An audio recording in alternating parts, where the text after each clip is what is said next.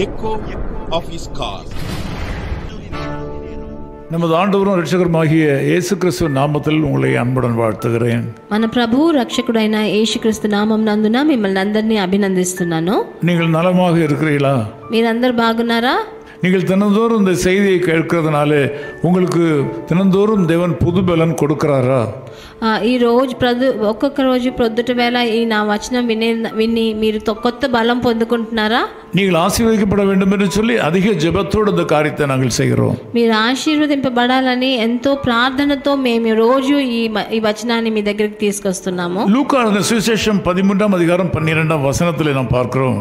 లూకా సువార్త 13వ అధికారం 12వ వచనంలో మనం చూసేది நீ விடுதலையாக்கப்பட்டாய், నీ బలహీనత నుండి నువ్వు విడుదల పొందావు అని రాయబడి ఉన్నది. நீ ஏற்கனவே விடுதலையாக்கப்பட்டாய், నీ బలహీనత నుండి నువ్వు విడుదల పొందావు అని రాయబడి ఉన్నది. இங்கே ஒரு ஸ்திரீயை பார்க்கிறோம். ఇక్కడ ఒక స్త్రీని చూస్తున్నాము. 18 வருஷ பலவீனம், 18 సంవత్సరాలుగా తనకు ఒక బలహీనత, வாழ்க்கையில் வெட்கம், తన జీవితంలో ఎంతో సిగ్గు పడుతుంది, మన సోర్బిన్ మిగుదినాలే కవలై, తన ఎంతో మనసు ఎంతో బాధపడి వ్యసనపడి తన மற்றவர்கள் மத்தியிலே தலை நிமிர்ந்து நடக்க முடியாத ஒரு சூழ்நிலை, మనుషుల మధ్యలో సమాజంలో తన తల దించుకొని నడవలసిన పరిస్థితి, நிமிர்ந்து நடக்க கூடாத படிக்கு ஒரு தீ ஆவினாலே பாதிக்கப்பட்டிருந்தாள். తన నేరుగా నిలబడలేనంత ఒక అశుద్ధ ఆత్మతో తన పీడింపబడింది. ஆண்டவர் அவளை கண்டார். ప్రభు తనను చూశాడు. கண்டது மாத்திரமல்ல, அவளுடைய வாழ்க்கையின் அவல நிலையை அவர் கண்டுபிடித்தார். తన జీవితంలో ఎంత హీనమైన పరిస్థితిలో తన ఉన్నదని ప్రభు అయిన యేసుక్రీస్తు కనిపెట్టాడు. அந்த பெண்மணியினுடைய கவலையை தன்னுடைய இருதயத்துக்குள்ளாக கொண்டு வந்தார். తన అంత హీన పరిస్థితిలో ఆ అమ్మాయి ఆ స్త్రీ బాధపడేది తన మనసులో తనకి తెలిసింది. அன்றைய கூட்டத்தில் இருந்த மற்ற மக்களைப் போல அவர் பார்க்காதவர் போல இருக்கவில்லை. అలా అక్కడ ఉన్న జనంలోగా తన చూసి చూడనట్టు ఉండలేదు ప్రభు. பலர் அவளை பார்த்திருப்பார்கள், చాలా మంది తనను చూసుంటారు. ஆனால் ஆண்டவராகிய இயேசு கிறிஸ்துவின் பார்வை வித்தியாசமாய் மாறியது.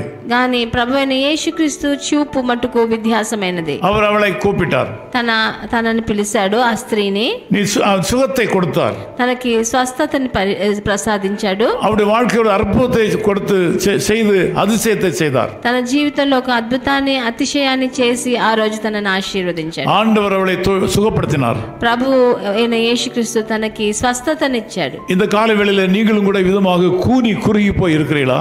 మీరు కూడా మీ జీవితంలో ఇలా కృంగిపోయి తన లెగవలేకుండా ఉన్నారా? శరీర அளவில் கூட உங்கள் கஷ்டத்தினாலே உங்களுடைய சரீரம் குறுகி போய் விட்டதா?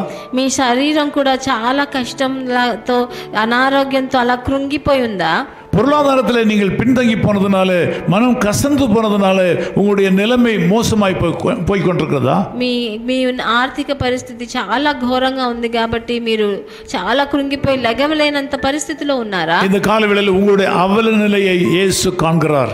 ఈ ప్రొద్దుట వేళ మీ జీవితంలో ఉన్న ఘోరమైన ఆ పరిస్థితిని ప్రభువు యేసుక్రీస్తు చూస్తున్నాడు. உங்களுடைய வாழ்க்கையில ஆண்டவருடைய தொடுதல் தேவை.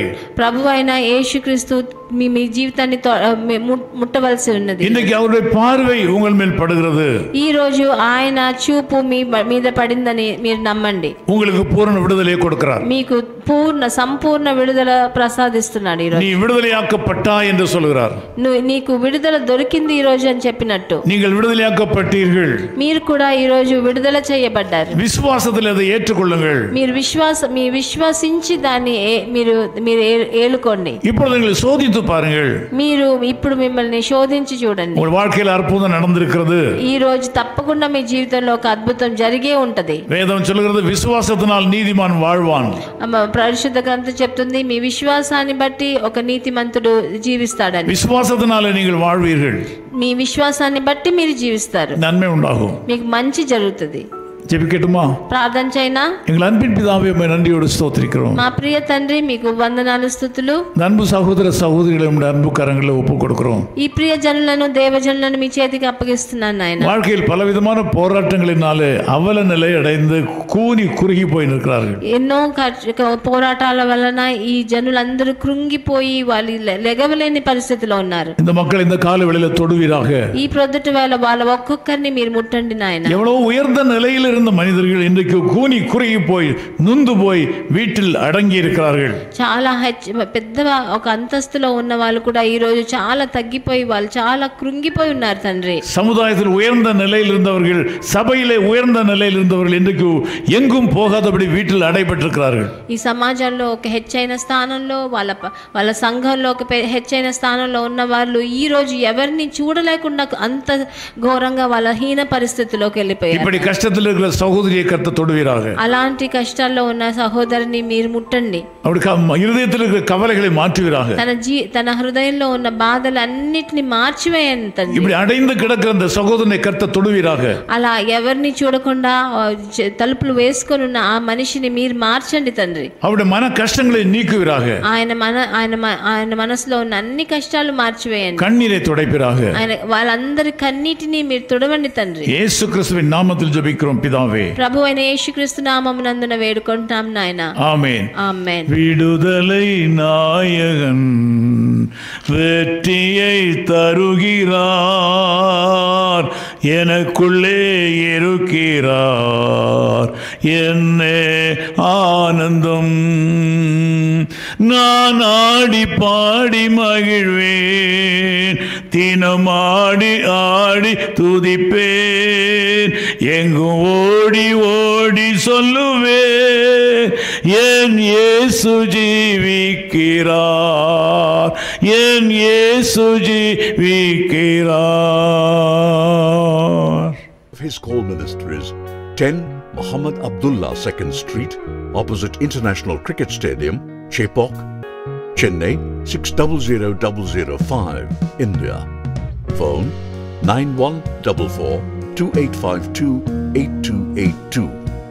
Mobile phone and WhatsApp 919841271858.